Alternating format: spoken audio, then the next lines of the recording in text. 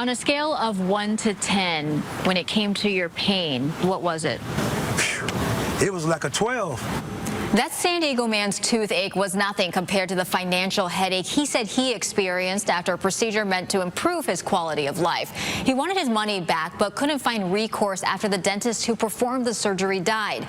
Then I discovered he wasn't the only one at the clinic who had a complaint with the facility. Willie Brown loves his guitar. He parks his RV by the Embarcadero, plays here and all over the county.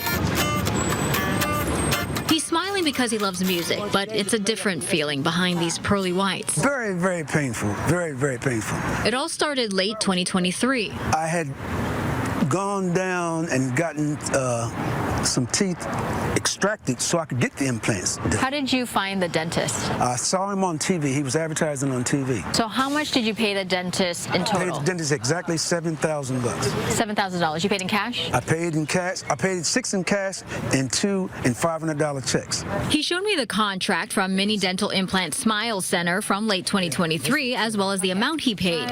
He said he was told to make out the 2 checks to a company called An American Dream. Willie said the initial implants caused more pain, so 6 months later, he said new implants were put in.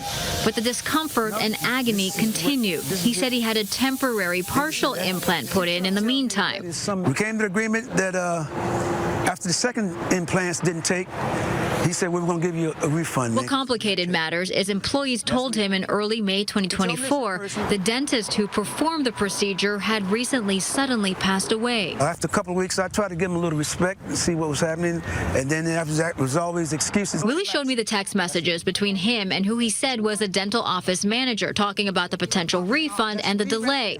He showed the messages from the office manager apologizing for the situation. All I want is my money back. I contacted an attorney not affiliated with this case about what people can do. Brian Gonzalez said when dealing with the death of a healthcare provider, patients can try to go after the corporate entity, the dental practice itself, or the estate if they feel like money was wrongly taken from them.